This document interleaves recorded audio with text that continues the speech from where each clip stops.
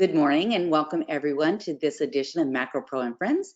It is our special 12 CEUs of Christmas. I'm Diane Cohen with Macro Pro and I am joined by Adam Diaz. Adam, how are you this morning? Doing well, how are you? I am fantastic. As you see, I have my Christmas cheer all behind me. This is one of my favorite times of the year. Adam, can you tell us a little bit about, what you do and the company that you work for? Sure. So I'm Adam Diaz. I'm a mechanical engineer, and I started doing accident reconstruction around 2015. So coming up on 10 years. I spend a lot of time focusing on motorcycles and Toyota downloads. Those are kind of two areas that I focus in on a little more than the general accident reconstruction field. Well, I think it's quite fascinating. I can't wait to learn about all the things that our vehicles are able to do and record, and how it can not only help us in our own personal life, because it's something that kind of goes both ways. It's something interesting for our personal lives, but it also something that employers can use when an employee has had an accident in a company vehicle. So I'm going to do a little bit of housekeeping real quick, Adam, and then I'm going to turn this over to you. So everybody, once again, this is a webinar on GoToWebinar. You need to make sure that you are logged on to it, your own link, so that your certificate will have your name on it. GoToWebinar handles the time and attendance for us, so that's how we track your time. If you have an issue with your certificate for some reason, you can reach out to me within 30 days. After 30 days, I really can't help you, but up until that time, please let me know. I'll do whatever I can to support you. Your certificate should come in about an hour, unless your company's firewalls are such that it may take a little bit longer. If you have any questions for Adam, please put it into the question box, and you can watch this presentation again on the YouTube channel.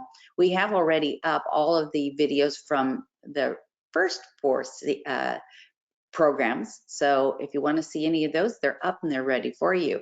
All right, Adam, thank you so much. Appreciate your time, and the floor is yours. Thank you, Diane. So I do hope to get some questions as we go through. I enjoy it being a little bit of dialogue and being specific to kind of what's on your mind. So as the topic was labeled, evidence preservation and vehicle electronic data. So we're going to kind of go through what is, sometimes I call it the black box. What is this airbag control module? What is it? Why is it there? What does it record? When do we need to go get it? So we're going to talk a little bit about that. So as far as reconstructing the accident, so it's really as simple as just recreating a sequence of events leading up to a particular incident. It doesn't even have to be a collision. So accident reconstruction, there's a lot of different elements that we can include when we're looking at a particular incident. So here's just a few of them. Environmental conditions. So, is there anything about the weather, about the general area that contributed, or is something that we can speak to in the accident reconstruction? Roadway assessment. So also just looking to understand, how is this roadway a part of this accident? Is it a contributing factor or is it not? Vehicle dynamics and speeds, that's the go-to. Everybody usually thinks accident reconstruction, how fast were they going? So that's an obvious one. And dynamics, how were they moving? What were they doing? Sequence of events, so multi-vehicle collision. What happened first? Was it the rear? Was it the front? Did they brake? Did they swerve? What happened? Driver input, a little bit of the same, braking or steering, but sequence of events is kind of like that, right? When did the driver have an input, and how does that relate to what a normal person might react to? So that's something else that we look at. Crash avoidance, all three of those are kind of in line with each other. The driver did this, what would we expect a driver to do? Was that an appropriate avoidance? And then the three on the right, they're all also related to each other. Collision severity, how the occupants move, and injury probability. So all three of those are really related to how can someone be injured? What can we say about the movements from this collision? And then, a biomechanics gets involved to say, hey, if the vehicle moved like that, that's similar to this type of activity. So those are just some general, I guess, areas that accident reconstruction can uncover. And the biggest thing, we're always trying to figure out how the accident happened, using science, physics, math, all of those fun things. How did it happen? So in general, reconstruction, it always works best when we can work backwards. So a lot of times, you know, we might get one photo of vehicle at final arrest, hopefully photos of all vehicles at final arrest, but understanding that they ended up there is very helpful for us to bring things back to the collision point, and then 3, 5, you know, a certain amount of time before the collision. What did the scenario look like? All accidents are different. And I think that's why I enjoy this so much. It's very dependent on the evidence available. So you could have two vehicles crashing at the same intersection going the same directions. If you don't have photos, if you don't have a download, it changes how you have to analyze that accident. So no two accidents are the same. So specific to documenting a vehicle, this is just a short bullet list. I won't necessarily read off all of them. Here's a photo of me working on one of my bikes here. So, you know, for forensic vehicle examination, it's the general overall kind of what does the vehicle look like? What is its condition? What, you know, the dash, what condition is a turn signal in? What is damaged on the inside? What is actual contact damage from the vehicles hitting each other? And what's induced from that force being translated through the vehicle? That can become important. Seat belts can be an issue, and we can do an investigation at the vehicle to understand, was it in use and was it used properly? Airbags are always a good one when there's, you know, occupants moving around. You know, what evidence is on the airbag to help us understand how they moved? And that goes along with the occupant contact marks. So overall measurements, we usually run a 3D scanner on most of our inspections to get detailed measurements. And that really helps us when we have two crushed vehicles to put that damage together. And you'll see here, we also do the same thing at the scene. So we go out and we'll 3D scan the scene. And when we have all of that, we can put the two vehicles together on top of the roadway and get a real feel on how did these two come together and why did they move the way they did post-impact. So here's a little bit about seatbelt assessment. So here you can see the latch here has got a lot of heat generated, and that's the latch moving through the belt. The belt was pre-tensioned, and you have witness marks here saying that belt would have been in use. Here's another photograph from an inspection of a seat belt. You can see it's extended and it's loose. This tells us that it was locked in that position, and more than likely it would have been used at the time of the accident. Here I'm going to play a quick little video. This is why Rusty does what he does. Have you ever gotten to see yourself like this before? Not quite in this detail. This is pretty amazing. There is no substitute for direct experience, and his insights guide investigators in their crash analysis, ultimately making our roads safer. Now you can see that all the glass that scratched your arm was actually out the front door. Actually, yeah, it was. That was surprising. If you run that back a second, I actually saw where some of that tempered glass from the side windows on the little car was peppering my arm, and that's where I got those little bits of bed. Oh yeah, freeze right in, just coming up. You see right there, this is the glass. Yeah, coming up. Yeah. You can actually tell what window it was from now. Oh, yeah, literally, that glass is hitting you at 40 miles an hour. There was something interesting I want to point out in a second here. Go back to a second. I wasn't 100% sure if the audio is playing, so I thought I would just let you know. Here we're looking closely at the belt. So they're talking about the pre-tensioner and this shoulder belt that goes across, how it pre-tensions before the impact. So I thought I would just let you know in case the audio is not coming through. There's no audio on the rest of the video, so we should be good. The audio. Watch this at 4,000 frames per second. Look next to Rusty's left ear. See the smoke? Mm-hmm. That's called a seatbelt retention. And a lot of cars have those, and what it does, it takes out the slack in the belt at the beginning of the crash. Had a lot of those go off, and I've never noticed that. That's pretty amazing. So those seatbelt systems are very high tech. They're very complicated. There's a lot of decision making going on, and we'll see later on that pre-tensioner, why it's such a big deal. So here's a little bit about scene examinations. In general, we always try to go out to the scene to document, even if there's no evidence, just what does the area look like? Taking general photos, you can see over here, we have a drone photo from actually a live scene. The drone is excellent for getting tire marks or scratches or scuffs that are difficult to see sometimes when you're on the ground level. Seeing it from a top view, you get better contrast, and it really can highlight things you can't see from the ground level. Overall measurements of the roadway, we talked about that with the 3D scanner. So, oops, going back here. So, just measuring the road, what are the relative position of things? You can see in this particular photo here on the left, you can see the roadway, it looks like it's going downhill here. So there may be a question, at what point would a cyclist recognize there's a vehicle coming? Well, using our 3D scan data, we can go back, place things on the 3D roadway and start to understand at what point is the vehicle visible. Environmental conditions, the sun, ambient lighting at nighttime, all those things can be important to an accident.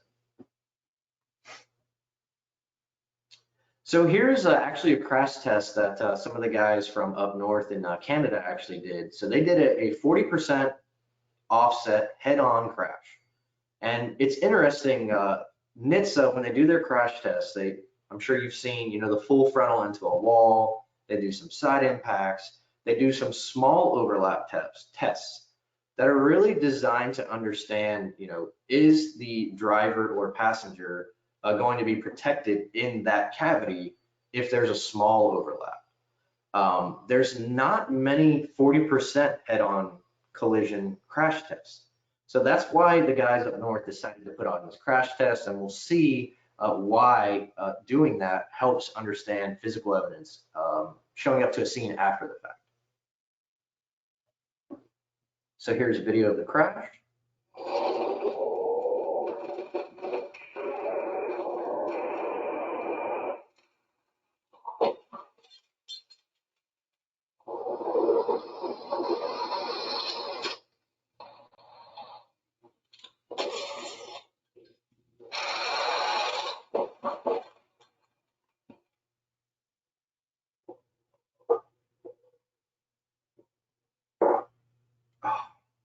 I was trying to pause it 1 second.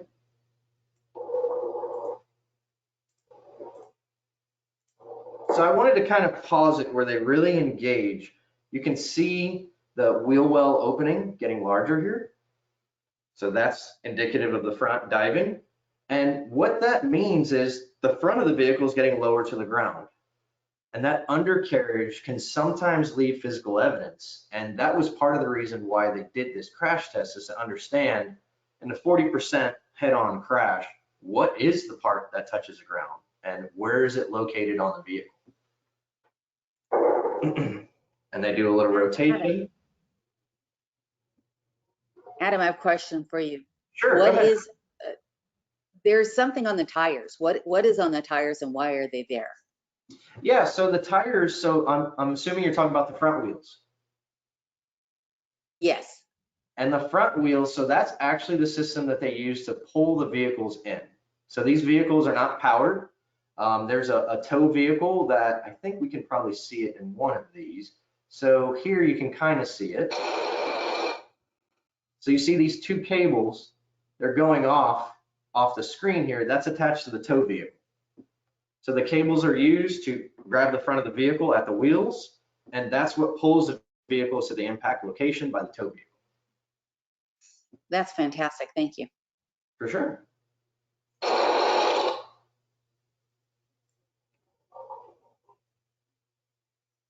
So they got all these crash tests are well documented. There's instrumentation.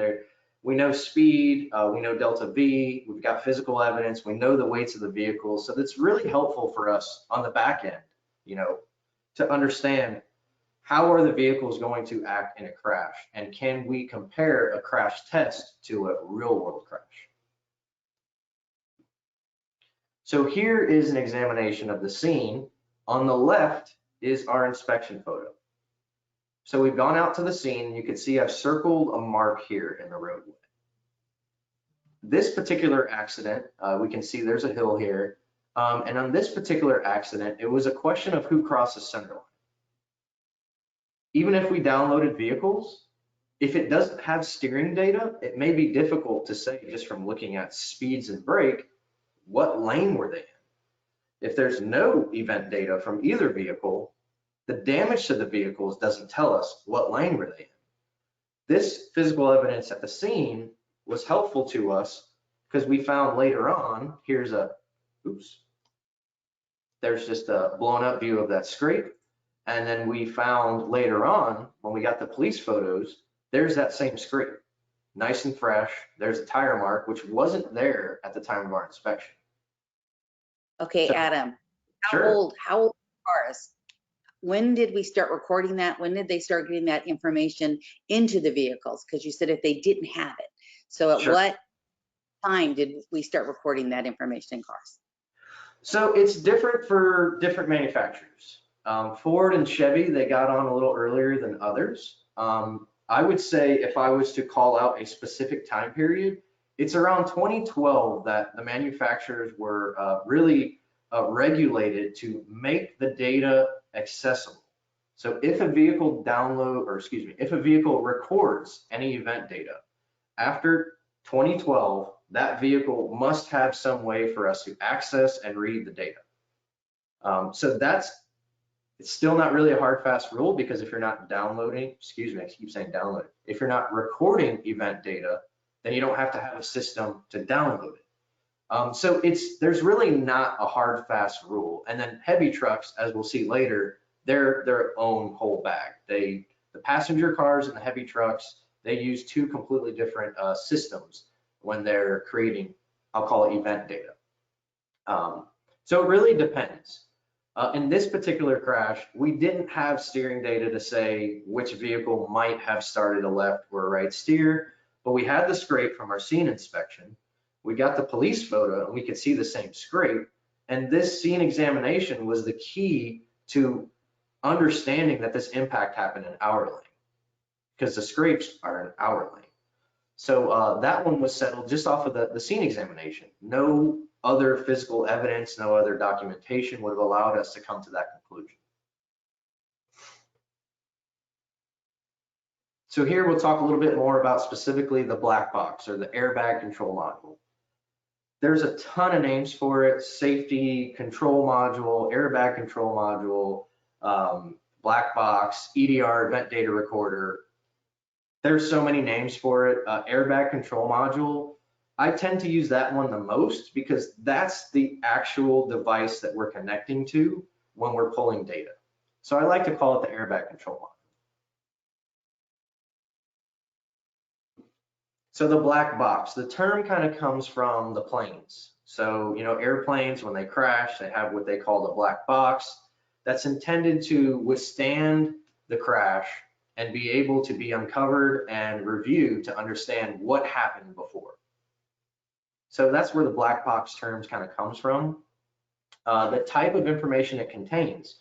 We're going to walk through all the different type of parameters that it records and how do we use it. I've got a couple case examples where I can show you how the black box data or airbag control module data allowed us to create an opinion that ultimately settled the case or helped us better understand which side was more honest on the recollection of the incident. So here we got two photos of some airbag control modules. One's been opened up so you can see a little bit of the circuitry inside of it. So the airbag control module really, it's going to sense if a collision is happening. So, there's an accelerometer inside this device, and that accelerometer, really simple terms, there's a delta V So how much is a vehicle changing speed? But what the airbag control module is really looking at is how quickly is the speed changing. So that is how it triggers whether or not you have what I call a non-deployment or a deployment event. And then the secondary function is recording data. So that's what we'll see here in a few slides. So the airbag deployment decision is very, very fast. If we waited until the collision occurred to deploy the airbags, it ends up being a pretty traumatic event for the occupants. And the same for the pretensioners. If we don't pretension and keep the occupant in place, or we don't create the cushion with the airbag before the collision has really started to move people, they're kind of being thrown back from the airbag and being forced rearward from the seatbelt. So there's a lot of research and development, and they've really fine-tuned, what decisions to make and when. So you can see here, the decision to deploy an airbag is 10 to 50 milliseconds. So that's 0.01 or 0.05 seconds. It's really fast. The typical crash pulse is about 150 milliseconds or 0.15 seconds. So that crash pulse, we like to think about it as at the point that they first start creating a force between the two to the point that they separate. That's the crash pulse. So here is a great demonstrative to show why the airbag deployment timing is so critical. We're going to see here a normal deployment where the airbag is sending a signal, making the airbag inflate before the occupant moves. And then on the right, you're going to see the collision happens and then it blows the airbag. Two very different scenarios.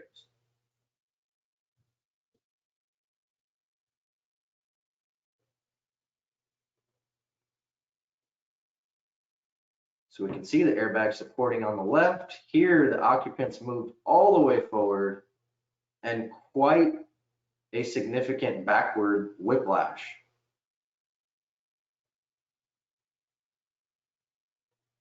And I think this plays one more time. So that's a different one. I'm just going to play that again because I think that is just so cool to see that the airbag is there really before any significant movement occurs. Whereas on the right, we've got full neck extended down and being forced rearward, which the potential for injury on the right obviously is much higher. And then there's another one here.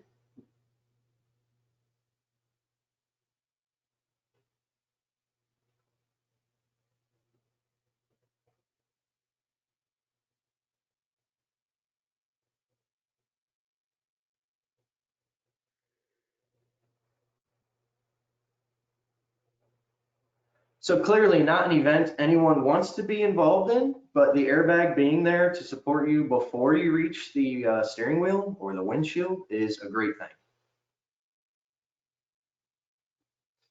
So the EDR, Event Data Recorder, airbag control module, where is it located? On older vehicles, they like to put them under the seats. I've seen them, all the way at the back here of the center console. But generally, they like to go under the seats. I think it was ease of installation. And then on newer vehicles, you'll find that they try to put them in the center line of the vehicle. And more specifically, they try to get it close to the center of gravity. So here you could see if it was here, that'd be pretty close to the center of gravity in between the two front seats. Toyota is notorious for putting them underneath the radio stack, which makes it great for us in situations where the vehicle is damaged so much that we cannot connect. So I don't have any slides on it, but I'll talk about it very briefly here. When we're connecting to get the data, knowing where the airbag control module is located is only important when the dashboard connection is not intact. So we call it a DLC connector. It's under here on the dash by your knee. And it's basically what you would use to connect at Advanced Auto Parts or somewhere to get your codes off the vehicle. That communicates throughout the vehicle. If that connector or any part of the circuitry from that connector to the airbag control module If any of that is damaged, we cannot do the download through the dashboard. So understanding where the event data recorder is helpful to understand what we're going to need to get to it. So for instance, on a Toyota, if that circuitry is damaged and we can't go to that DLC connector, we have to start tearing apart this infotainment area in order to get directly to the module and connect to it. So just a little side note about, why do we care where it is and when do we want to connect? I thought that would be helpful. So next I'll cover what does it contain. And my mouse is going crazy here. There we go. All right, so what does it contain? So I hinted on it a little earlier. There's deployment events, which pretty straightforward, airbag or seatbelt. Seatbelt is considered a deployment, and it is locked into memory. So if there's a pre-tension or side airbag, front airbag, knee bolster, any of those deploy, that record is locked into memory. If it's a non-deployment, so the vehicle's recognized, hey, something happened, I think it was a collision, I'm going to go ahead and record that even though nothing was deployed. That's a non-deployment, and that data is not locked into memory. And it's really important on these non-deployments to try to get to them early. They can be overwritten, especially if there's a deployment after that. One other thing that I'll mention here while we're talking about it, if the airbags deploy, in general, the repair facility is supposed to not only remove and replace the airbags, but the airbag control module itself is supposed to be removed and replaced. What that means to us, when we show up to a vehicle that's been in an accident and airbags were deployed, the chances of that same airbag control module being there and having the data from that event is not very likely. The only time you're really going to see that you've had deployed airbags and the data remains in the airbag control module is if someone has basically reprogrammed that same airbag control module but didn't erase the data inside of it. I don't see that very often, but I think it's just worth noting, if there's a deployment and they're going to repair the vehicle, we should get a hold of that airbag control module before it's repaired. Or the other great thing that doesn't happen often, have them save the old airbag control module. That's all we need. We can connect to that and we can get the data, and that airbag control module that was used for deployment is trash. It goes in a trash can, but it's valuable to us because there's data in there. Could be data. I always say could be. There's a lot of different things that are considered when records recorded. So some common recorded data I've listed here. Speed is pretty well documented. Brake pedal is pretty well documented. Seatbelt, that one's pretty well. Speed change, so that's within the crash pulse. You can see we have crash pulse and speed change here. So in that crash pulse, that is very valuable information to us because it's one thing to understand how fast the vehicle was moving or if they were braking. That tells us what that vehicle is doing. In the crash, we have the crash pulse. So let's just say a vehicle hits someone, they're doing 30 and they have a 15 mile per hour delta V. That means their speed changed by 15 miles an hour. We can use that information about how that vehicle changed its speed, understand the weight relationship between the vehicles struck, and now we can calculate the change in speed of the other vehicle. So this crash pulse is very helpful to us in understanding some information about the other vehicle. What type of speed or angle is required to create that type of crash pulse. Airbag deployment. One thing that I think we're going to start seeing more of it in new CDR downloads, where they actually give you an odometer reading and tell you this is the mileage that this event occurred. In general, right now, most of the downloads, they do not give you time of event. They don't give you odometer. They don't give you GPS location. They generally give us these things. And one of them that helps us to align it to it being the crash of interest or just some other data, is the ignition cycle. So in a perfect world, we get access to the vehicle nice and early. We find that there's one key cycle from ignition cycles at download to ignition cycles at event. It's really easy there. It's got to be our event. But if you have a vehicle that's been 3 years and it was a non-deployment event, you may have to look more closely at that ignition cycle. So that is the thing that we use to tie in the timing. When did it happen in relation to the download?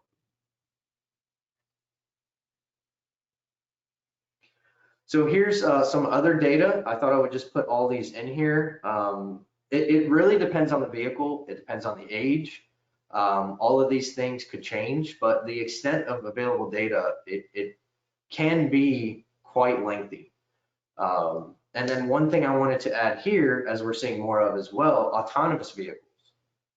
So that's the ADAS systems, Advanced Driver Aid Systems. So in general, that's your adaptive cruise, your auto braking, your lane departure, blind spot monitors, all these systems that are helping us drive.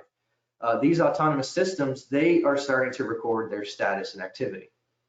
So we're seeing on downloads where it tells us, you know, the system, pre-collision system was active. The adaptive cruise was on or off. If the brake wasn't applied and we see brake pressure, that tells us maybe it's the auto braking. So it's another set of information that we're getting out of these newer vehicles. And then here, actually, I almost jumped forward when you asked that question earlier, Diane, but here is a visual for, it's hard to say, when do they start? What vehicle, right? So as I said, a Chevy, Buick, Cadillac, they kind of were the ones to start earliest, but you can see GM comes on pretty early as well.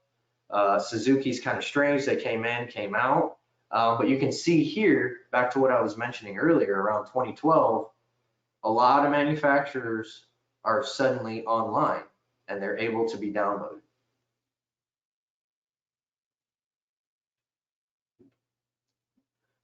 So how is this information contained and how do we use it in the reconstruction process? So there's nothing better than a couple case studies. I thought I would just share a few of these with you. This is a multi-vehicle collision. Let's see how I'm doing on time. All right. So this is a multi-vehicle collision. We got to see the vehicle, this black vehicle in the middle. So the vehicles are traveling left to right. You have the black vehicle is struck. It is then pushed into another vehicle. That vehicle is pushed into another. And of course, the orange vehicle says, no, no, no, that black vehicle hit someone, and that's why I hit him in the back. I couldn't stop. So we go download the vehicle. Here's that Mazda. You can see some front end damage. You can see some rear end damage. Looks like a lot of this damage is over the bumper, which makes things interesting. We could go through the extensive process of understanding where the crush is, going to get data to understand how stiff this vehicle is, and doing the crush analysis twice. What does the crush analysis tell us on the front? What does it tell us on the back? There's some interpretation. There's a lot of inputs. Instead, we got to download this vehicle. So here's just the header when we got to download this Mazda. And here's the time data that we got up. So we can see this vehicle is slowing down, no accelerator the whole time, on the brake. Here you can see the speed goes 1, 0, 0. We're on the brake, no accelerator pedal applied, and suddenly the speed goes to 7. That's a pretty good indicator somebody hit them. If you're not hitting the accelerator and you're on the brake, it's kind of hard to accelerate up to 7. So that's what we use to say that this vehicle was struck in the rear before it hit the vehicle in front, because this record, you could see time 0, they get back on the brake. This is going to be the frontal collision. So the rear happened first. The data was extremely helpful in understanding that. Here's another case study. It was an alleged hit and run. This person said that they were just sitting there on the side of the highway and somebody rear-ended them. Don't know where they went. They were gone. Got to go download this vehicle. Pre-crash data, we got speed, we got brake, accelerator, clearly not stopped. So that's interesting. But they're on the brake at 19 miles an hour at the trigger event. Then we have other pre-crash data, which actually tells us which position the gear indicator was in. And it tells us this vehicle was in reverse. So maybe if they came up with a different story, it might have worked out, but the fact that they said they were stopped on the side of the highway, this does not support that. So here's another case study where the event data was extremely helpful. The Honda Accord is in front of the Honda Civic, and we have conflicting testimonies. The Honda says that they're turning right, and this Honda Civic, excuse me, the Accord, we have two Hondas here. So the Accord says that they're turning right, and the Civic comes up from behind and hits them in their corner. And then the Civic says, no, no, no, the Accord, they started to go to the right, and then they suddenly went left and made a U-turn in front. So we got to download these vehicles. Here's the area of the accident. Both vehicles are going from this bottom left to top right. And here's the download data. So here's the Civic. We could see here, speed, accelerator, brake, ABS, get a little bit of ABS. So he's on the brake pretty hard here. But most importantly, the steering input. How is this vehicle moving down the roadway, and what position is it at impact? So we can see 5 to 10 degrees of steering, not a lot. Then we look back here at the white vehicle, this Accord. Speed, brake, accelerator, no ABS. But we look at the steering, 5 or 10, nothing too significant, but then we get a big 250. It's always best to check the download itself, but in this particular case, 250 is a left-hand steer. So that 250 is not a right-hand turn, and 250 is not maintaining any lane. But to go through all the steps here, we went ahead and simulated these two. So we know the vehicles, we know the steering ratio, now we know the steering input, we know the roadway, we know the location of impact, and we know how the two come together. So what we did here is we did a simulation on the roadway with the two vehicles, and I'll let you see that.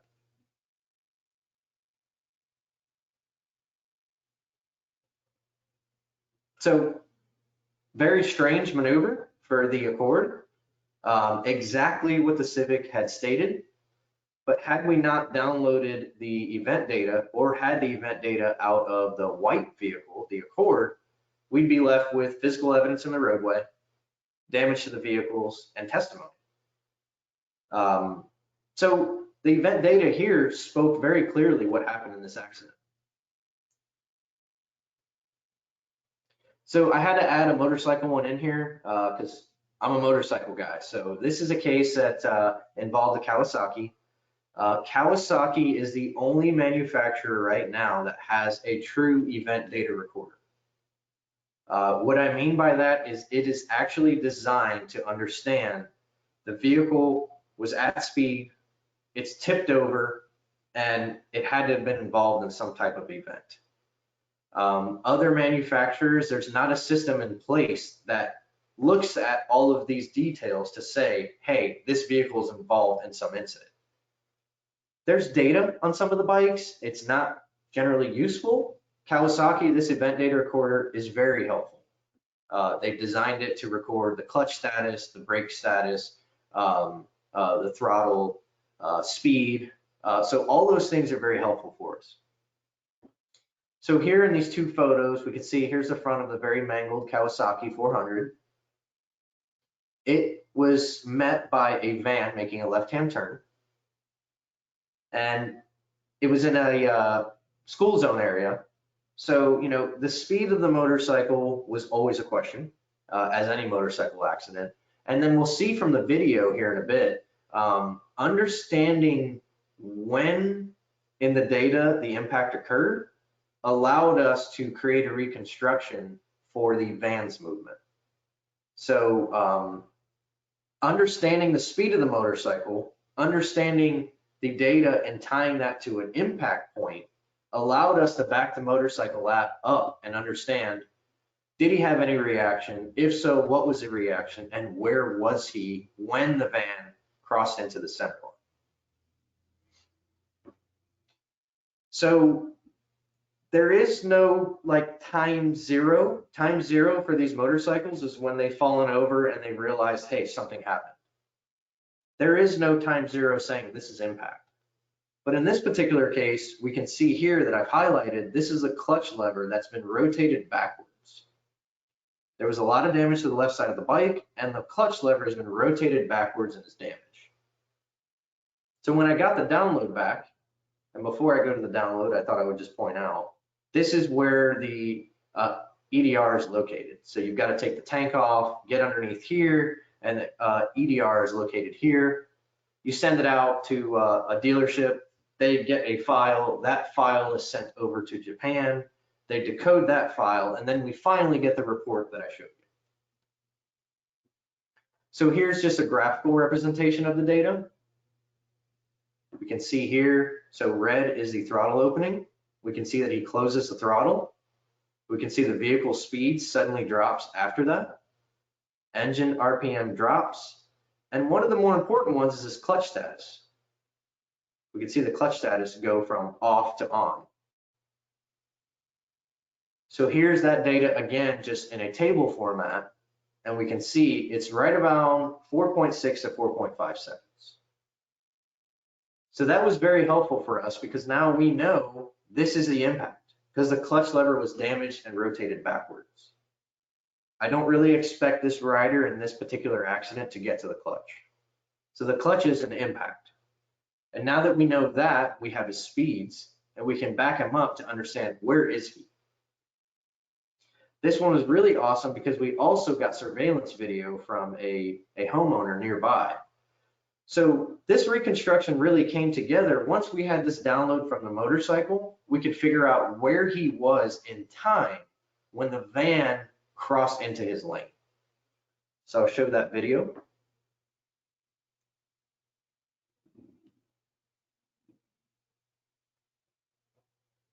And I guess I should say, because the motorcycle, he only shows up for a blip. So you'll see him come through this little cutout right here in front of the truck. So he'll show up pretty quick. You'll see his head go by right there. And this is the van making a left. And we can see it stops. So in this particular case, knowing the speed of the motorcycle, knowing exactly what speed he was going at impact, and then understanding the movement of the van, we were able to reconstruct that actually the motorcycle would not have been able to avoid this van. And there's nothing he could have done.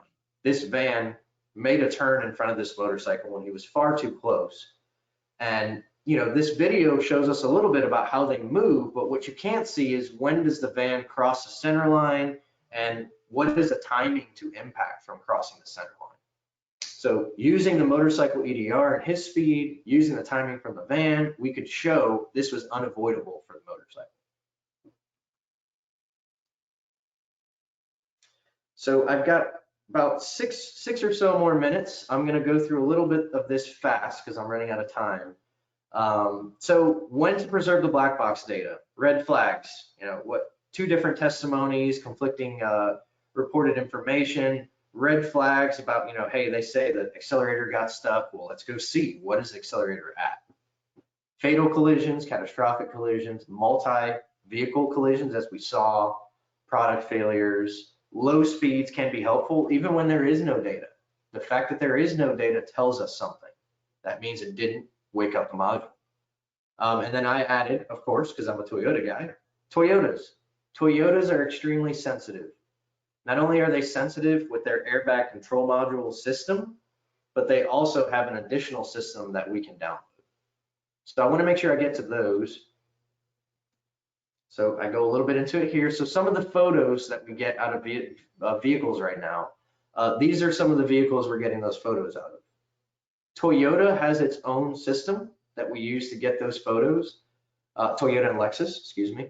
The rest of these are with the traditional Bosch system. So when we talk about airbag control module or EDR, generally it's the Bosch CDR, crash data retrieval system that we use for that.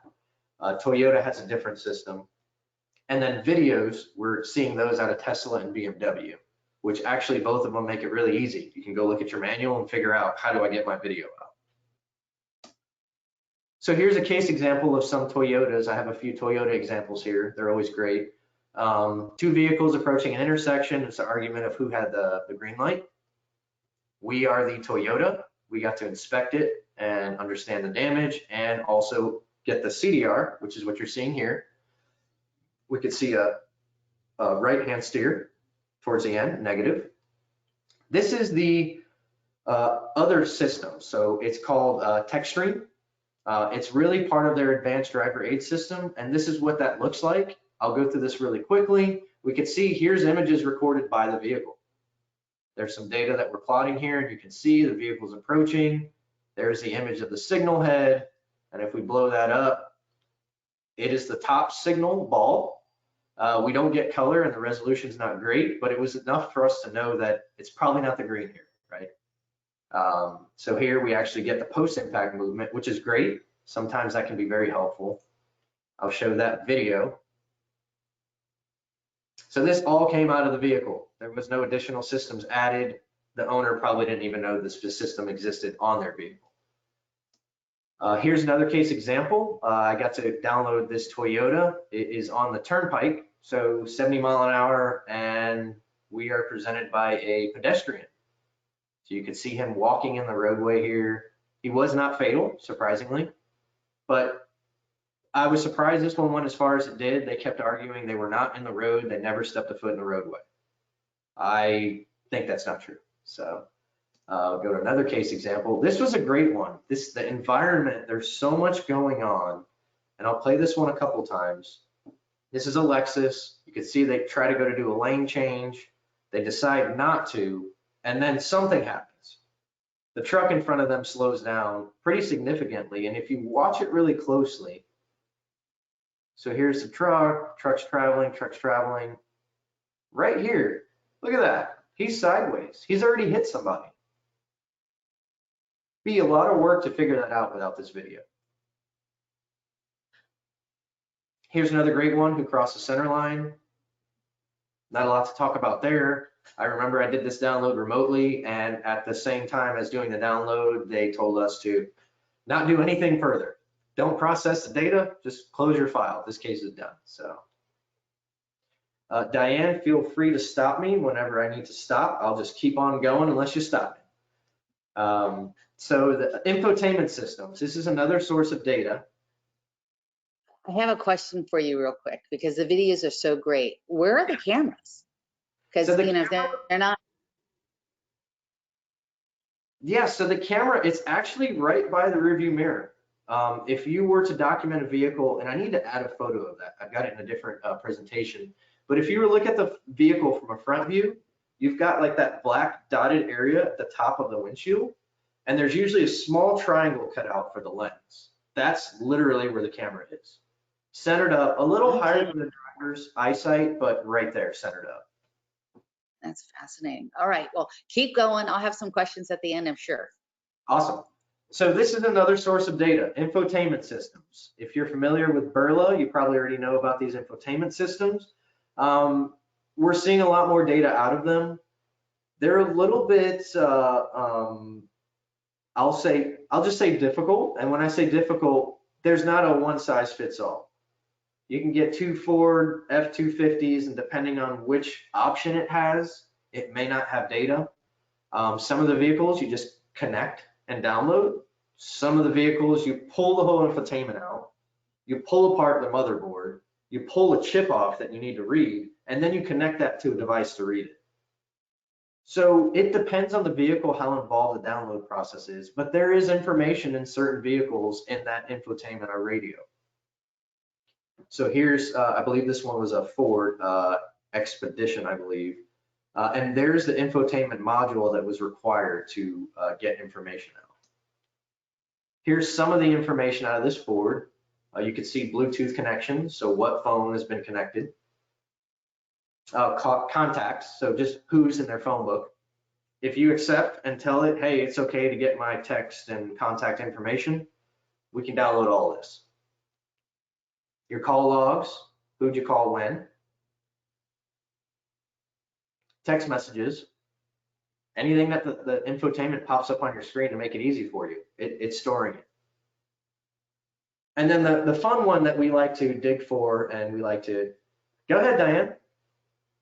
Okay, so another question. So it's got this information and the phone calls and all that other stuff.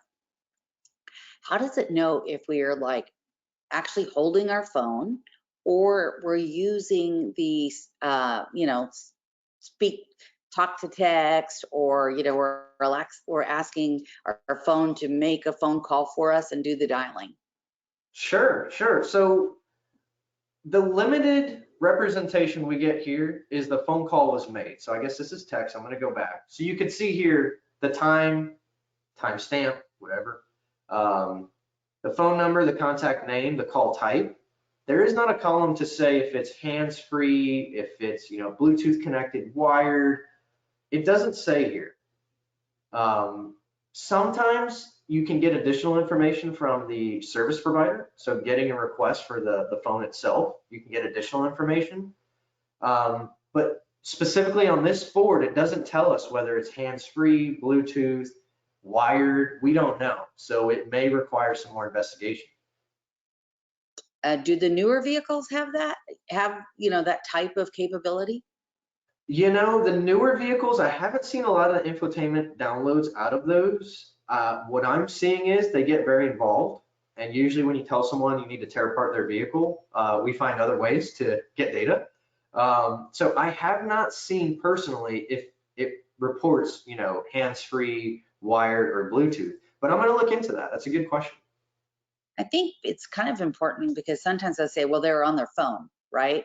Well, maybe they were, but they were holding on their wheel, they're going straight. I mean, some of us are professional talkers. We can drive it and, you know, on the phone and drive. So it would be interesting to see. Thank you, Adam. Yeah, and actually along those same lines, text messages is the same thing. So we have a date and time, but did they text that over 30 minutes? How long did they write the message, delete it, write it, delete it, and then sent it at that time? Did they pre-write the message, and when they got in the car, they just hit send? This only tells us when it was sent. So, you know, there's always interpretation. So this is the track. So we call this a track log, and it really, it documents, I'm sorry, excuse me, I'm jumping ahead a bit. This is the event log. So you can see here on this Ford, again, depending on the vehicle, it may record different things. It's telling us when the driver door opens, when the parking lights are on, when it saved files. I mean, if you have a case that it's a question of who's driving, this may be important that you see the doors are opening and somebody might have changed positions, right? So this event log could be important. And then this is what I was thinking when I started talking on the last slide, is the track log.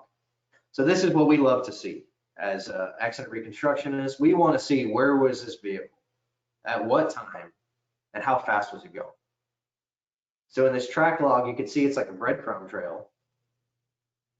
And in that track log, it gives us information about, you know, the odometer reading and the time.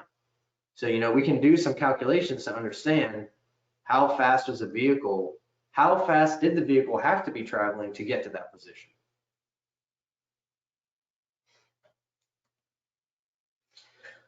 So the last section here, I wanted to have a little bit about the heavy vehicle event data recorders.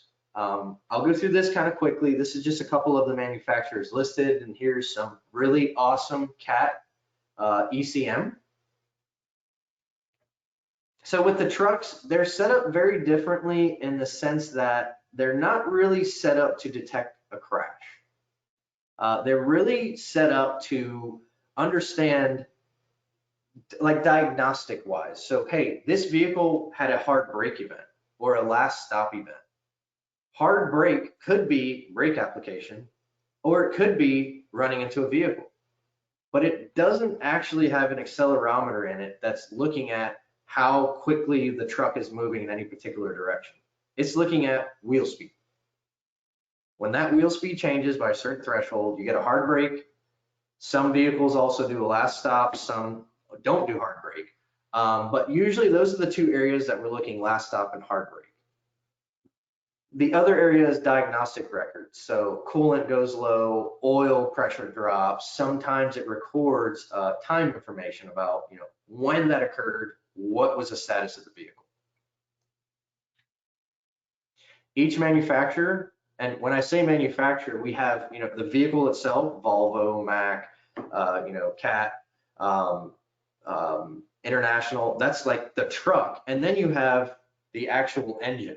So the engine does not need to match the truck like a Honda has a Honda motor, which makes things very interesting. And then you could take a motor out of International and put it in a Caterpillar, and it gets very crazy. So a lot of the times when you're looking to see, does this vehicle have data, we want to know what engine does it have. And each engine manufacturer has their own software and systems. So you have to have the software specific to that engine in order to get the download. And Mack and Volvo specifically, they're proprietary. They don't have their software unlocked to everyone. We are one of the few that have access to download Mack and Volvo directly. So acceleration trigger, it is not crash sensing. It is not an accelerometer. It's just looking at the speed change. So usually it's around 7 miles per second. Sometimes they put it at 0 per second to basically turn it off.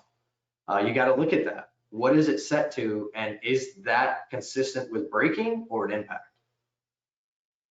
And these events can be overridden. Very important. One of the biggest problems we see with heavy trucks, they go back out on the road, they do another hard brake, the event's gone. There's no getting it back. So getting to these trucks early is important. The last stop, that can be helpful. Let's just say he never hits the brakes. And let's just say there's no significant speed loss where we can understand where the impact is. Well, if we have last stop and we know from some information where the truck comes to rest, we can figure out where is the truck at certain time positions.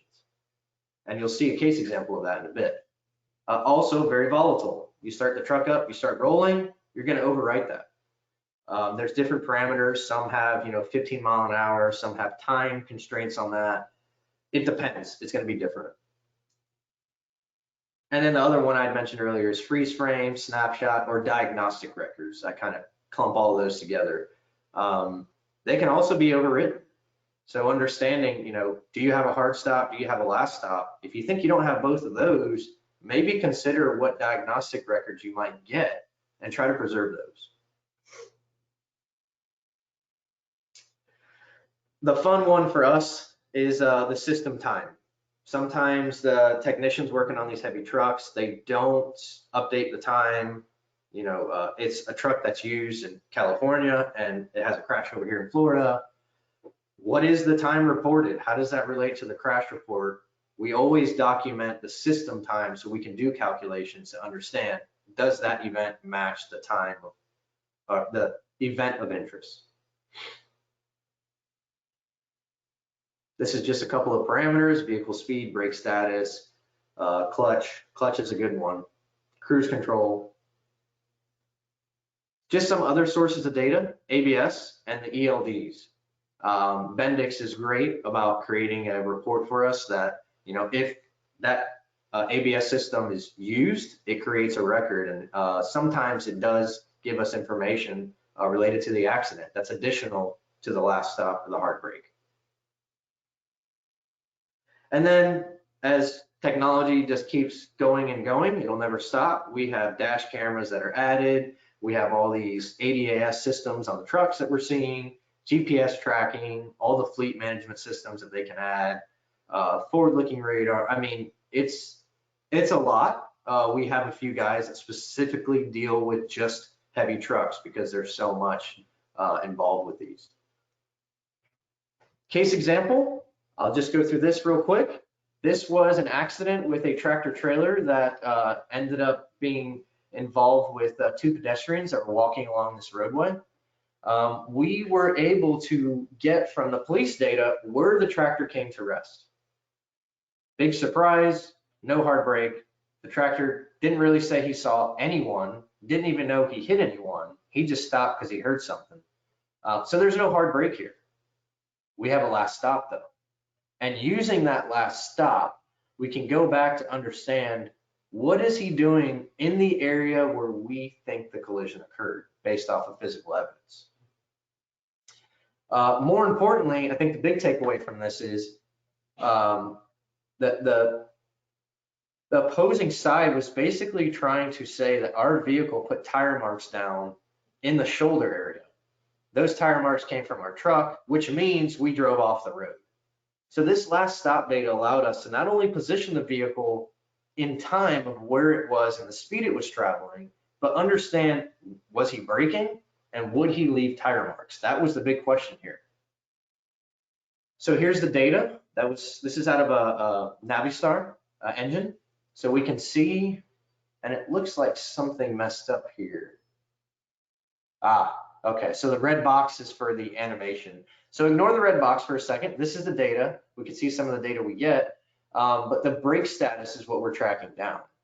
So you can see it says depressed, which actually means not pressed. It's a little confusing. And then you have pressed, which means you actually are pushing on it. So we know from the data, he pressed the brakes at around 18 seconds prior. We also know from the speed reported, the maximum deceleration was between 17 and 16 seconds. So then we go back and we place the truck at the 17-second and the 16-second mark. And we can see the deceleration rate was only a 0.2. In order to create tire marks, we usually expect about a 0.5 or higher on a tractor. Here's those tire marks. They're a little hard to see. If his max braking is way over here, those tire marks can't be from him. So that was very helpful in establishing that this truck did not leave the roadway. So JSL, we can get a hold of these heavy trucks. We can, if needed, we can start pulling all of the pieces off the trucks that are important to preserve the data if we can't download it on the truck. Preserving data preventing data spoliation is a huge one on these trucks. It's very easy to do, especially if you don't know which systems you need to be looking at. And that is the end of my presentation. Open for questions. It was an outstanding presentation. Hi, Bonnie. Bonnie is the lady I spoke to originally to set this up. Bonnie, would you like to tell everybody what you do before I ask questions? Oh, we can't hear you. You're on mute.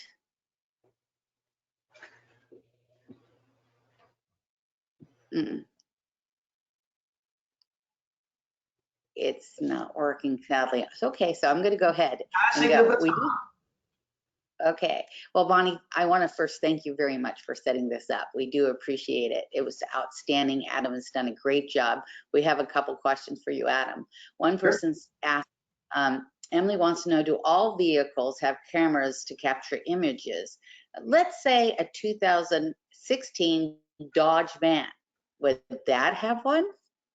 No, it will not. So generally, with Toyota specifically, it's around 2015. You may see it. It's going to be on the higher end vehicles. Toyota specifically, Toyota's the only one. After 2018, if it's any vehicle after 2018, it will have a camera that we can download, period. Okay. So next question is, what if the owner has purchased the camera and they put it like, over the camera spot? You see those being sold on TV all the time, and people buy those so that they can capture what's happening. Yeah, so there's actually really high-tech ones that you can add cameras to your mirrors, front view cameras. You can add quite a few sensors that really creates its own advanced drag rate system. So it'll warn you, it'll warn you about leaving the lane.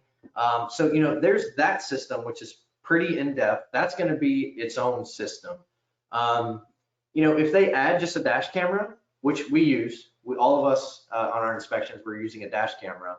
That's just a matter of when you're inspecting the vehicle, acknowledging that there's a camera and making sure that you request that. I think I may have misunderstood your question, but the only other way that you're really blocking the camera, the factory camera, is by blocking that lens view out of the front. And I guess you could do that, and that would give you a black screen, and it probably would never record anything. The biggest problem is you lose a lot of features from your vehicle when you take that camera away. Interesting. So 2018. So anybody's got a 2018 wants to remove anything extra that they put on top of that rear view mirror. Okay. The next question we have is regarding Tesla. So Tesla is, you know, they have this automatic driving feature, and there have been accidents. So Sure. do you have information on those and what the outcomes are? Yeah, so Tesla, they do record video. They have great video, quite a few different perspectives, 2 out of the side, 1 out of the front, 1 out of the back. And yeah, we've seen the data out of those. It depends on which model it is. Some of them are as easy as just removing, well, let me say it this way. From the factory, some of the Teslas come with a USB in the storage device. And if you have it set to record, when you want that video, you literally pull the USB out, stick it in whatever device you want to view it on, and the video is there. There is also a cloud system that Tesla uses. That's, you know, above and beyond. You get to a point where you're basically requesting that Tesla produce those. So it's case by case for that cloud stuff. Adam, how long is a video available?